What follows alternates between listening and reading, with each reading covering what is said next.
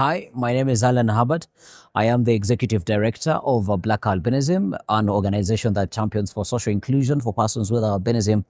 We do this through sports, creative arts, and of course, advocacy and awareness creation. At the Inclusive Africa Conference 2025 edition, I am here to talk about digital access for persons with disabilities and, of course, particularly persons with albinism, who are the people that I get to serve on a daily basis. But as well as I mentioned, I am here to try to speak to other OPD leaders and disability justice activists and any funders that I get a chance to have a conversation with to think about funding inclusively and more accessibly to make sure that the resources, the few resources as they continue to shrink, they get to the actual people who are doing the work on the grassroots. Thank you. Yeah, well, listen, it's wonderful to talk to you. Thank you so much for your time today.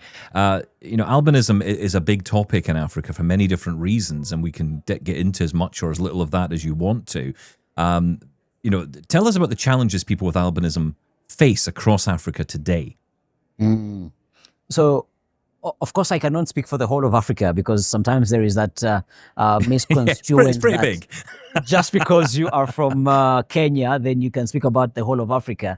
But of course, because I've had an opportunity to engage with different African leaders with albinism, within the albinism community, so I can speak authoritatively about the condition. But as you might already know, persons with albinism have this challenge of not being white enough and not being black enough. So they suffer this in-betweenness of not really knowing where do they or where should they fall. So there is that issue. And understanding that, and we are in a predominantly black we are from Africa, of course, then we are misconstrued to be white people because of a lack of awareness. And this comes with a lot of myths and misconceptions. I don't know if you've heard about the ritual killings that happened in some parts of Africa. I would say that the rituals are sort of going down, but this does not mean that they are not still happening in some parts of the continent. So the advocacy that we do on a daily basis, we continue to advocate to make sure that these ritual practices and these myths and misconceptions are ended in entirety. Secondly, you know that persons with albinism lack what is called melanin. And of course, when you are from this side of the Sahara, then you get 360 days of sun. Then that means that persons with albinism in Africa are easily exposed to the sun rays. And if you do not protect yourself well enough, then you are let me say, a candidate of acquiring skin cancer. And if you look at statistics, skin cancer is one of the biggest killers of persons with albinism in Africa.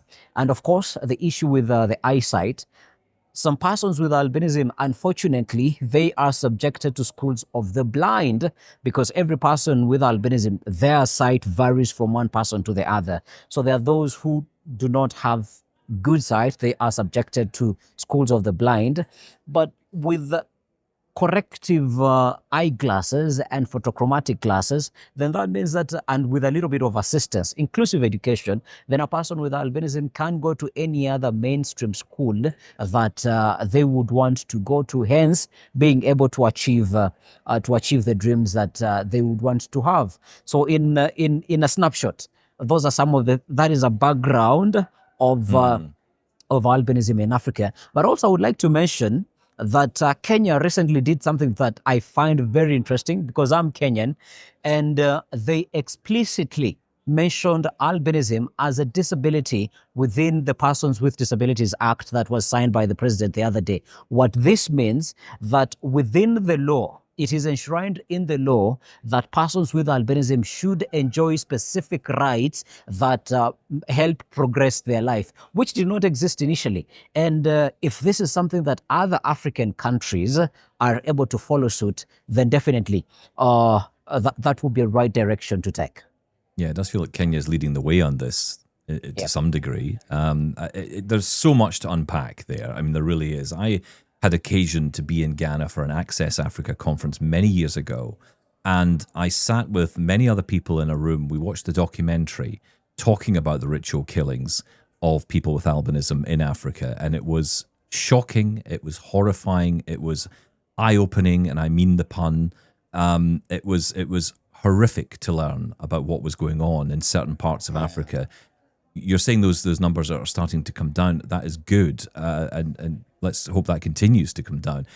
For people who aren't aware of this, I don't want to dwell on it too much because I know it's not the most pleasant topic to get into.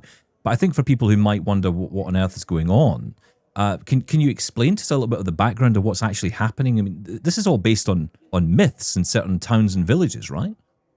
Yeah, absolutely. And I know, or the world might know, that the moment you are different, the moment you are looked at or you look different from what is quote unquote considered normal, then there are so many things that are going to bedevil you. There are so many things that are going to follow you. And because persons with albinism, we are the majority of the majority, if you can get the phrase, yeah? Yeah. And in statistically, in every 10,000 people in Africa, there is one person with albinism. So definitely there is this sort of uniqueness that is associated with persons with albinism. And hence, I think that is where the myth started, that if these people are this unique, then there should be some value, some quote unquote traditional value in them, that if you use them in ritual practices that sometimes or that happen on the African continent, then that ritual will work wonders. There are even misconceptions that if you sleep with a woman who has albinism, then you'll be cured of HIV and AIDS. So this is sort of the background where these whole myths and misconceptions are coming from, and they are fueling or they have been fueling the ritual killings of persons with albinism. And also in some regions of Africa, we have seen the killing of persons with albinism heighten as we edge closer to election days, because then this luck that is associated with persons with albinism, then probably these people, high-profile people in politics, think that if they do a ritual with body parts of a person with albinism, then they are more likely to win elections. These are things that have been documented in different researches that have been done by different organizations for persons with albinism. And I also believe there is a report by the independent expert on the enjoyment of the human rights for persons with albinism at the UN. And all this, what I'm talking about, is clearly documented. Yeah, and it is. And it's an incredible story, one which, let's hope disappears entirely. I mean, Hollywood hasn't helped to some degree with some of this stuff, but it hasn't come from Hollywood entirely. This is cultural to some degree. It's local to some degree. And hopefully these are some things that we can start to move past on eventually. But I want to move on to the next part of this, which I don't think you could connect. It may be connected in some ways.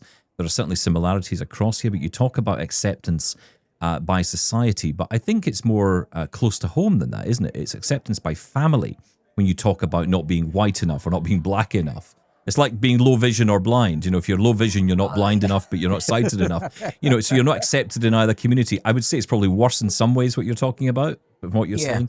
But there's a real issue here, because I know, for example, speaking to people when I was over there in Ghana, many people telling me that they were pushed out of their families entirely. They were not welcomed by their families because of their albinism. Absolutely. And then that entirely breaks persons with albinism and how they get to grow and the type of human beings or adults that we get at the end of the day. So picture this. You are born of a mother and a father, but then the father decides to run away for whatever reasons, and then you are left to be raised with the mother.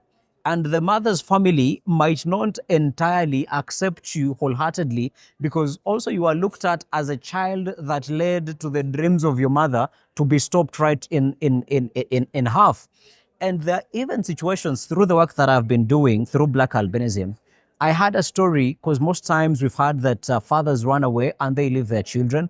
But I had a story where a mother ran away and left her two children with albinism with the father. So it's neither here nor there. There is already a challenge that once you are born, you are not accepted within your own family. So if this acceptance does not begin at home, how are you going to be accepted in the community? And if you do not have this sense of belonging, then how are you able to build the confidence for you to be able to go on with your daily life as a person with albinism? Hence, sometimes I even argue that for persons with albinism, it is not an issue of the disability or the visual impairment, but it is an issue of the emotional damage that they have gone through that has dented their self-confidence, that does not allow them to fully develop into fully grown human beings, to fully explore the opportunities with vigor as they would in normal circumstances. Yeah, I mean, it's incredible that the mountains that have to be climbed here in some ways. But does technology play a part in this? Because, you know, the theme I've been getting from the conference generally, we've been talking about education, we've been talking about other challenges. Oftentimes, having the conversation in a way that other people can hear. So using technology, social media, all of those things. Does that help infiltrate some of these communities where these problems exist? I love this question, and particularly why I love this question is because I am very big on media advocacy, because my background is also in journalism. So we are seeing the myths and misconceptions that have been happening at village level. Now they are being transferred onto the internet. And myths that were only within a locality now are being brought onto the global village of the internet. So you'd find that even persons with albinism who would want to demystify the myths that have been created about them, they are being shut down by a global community and reinforcing the same myths and misconceptions that they're talking about. So you are basically being bombarded from home within the community that you have grown in, and now the social media platforms and the digital spaces that we should be able to create systems or create communities that are able to understand us. So then you ask yourself, where do I really start, or where do I really fall for me to be able to exclusively and wholeheartedly or inclusively talk about me and showcase the abilities that I have out there in the world. But through my organization, we have a digital literacy program where we work with persons with albinism who have an interest in creating digital content, and we train them and talk to them about cyberbullying, and we talk to them about cyber. Sorry for that. And we talk to them about cyberbullying and what they would be able to do to make sure that they push back on some of this cyberbullying. And also, how do they create community to find people that understand them, and people who would be willing to build a huge community with them. I'll give an example. Sometimes I do, not sometimes, most of the times I do political commentary through my journalism work. And over time, I have been able to build a community of followers that if anybody comes onto my platform and they concentrate on my albinism rather than the type of content that I'm putting out, I don't have to stop them. The community themselves stop them. So that shows that if we use the digital spaces right, and we consistently create a community, then that sense of us fighting for ourselves will be lifted from us, and then the community that we have been able to build is able to fight for us. And I know you're going to be talking about this at the conference as well, because you're really keen to help those creators to start building that content, to start getting that confidence to tell their stories and create the community around it. Yeah. I am going to be talking about it, but also talk about it in extension to the entrepreneurship aspect, because I look at digital platforms not only as a place to create community, but also how can we enterprise around those opportunities, around social media. I love this. So yes, and if you look at, I'll use an example of TikTok and the kind of enterprises that it has been able to help to build in a country like the United States. These are some opportunities. These are the same opportunities that we would like to explore from a Kenyan context. Just wrapping up. I mean, are you feeling confident about the future? You're talking about the number of ritual killings going down, the voice of Black albinism, people with albinism talking up. Yeah. Are you feeling that that we're heading in a good direction? We are heading in a good direction, yes. But who is taking us into that direction? We need to be able to empower as many voices as myself to be able to pick up the mantle and push us in that direction. I am a believer that no cause is is too big or too small for a single person. A cause is supposed to be for a community. So if a cause is for a community and the more people we bring into the fold, then that would mean that we get where we want to get easier. What I'm trying to talk about is we shouldn't feel as if this conversation is only supposed to be led by one person. We must be able to bring together a village, because either way, it is the villages that are discriminating. It is the villages that are reinforcing these myths. So if I only go to the village as Alan, probably they're never going to listen. But if we go to the village as a village, then we'll be able to change the perspectives and the myths and misconceptions that they have around albinism. And this is how we're going to be able to impact a policy change in employment, policy change in education, policy change in advocacy, policy change in digital access and all of that. But the future is luminous. But the future is for us to be able to work together as a collective. I could not agree more. It's something I've pushed for a lot here on this show. When we talk about technology and people around me say, hey, should I start a podcast? I'm like, of course, absolutely. We need more voices. It cannot be one or two people leading the charge here. We need voices. We need lots of different opinions, lots of different viewpoints. It's so vital that we have a community that is us, that is who we are. You know, your village analogy is just bang on. If I was there with you right now, Alan, I'd shake your hand. I really appreciate your time. Thank you so much. I will shake the hand virtually. Yeah, let's do it virtually. Thanks so much for coming on, Alan. I appreciate it. A pleasure is all mine.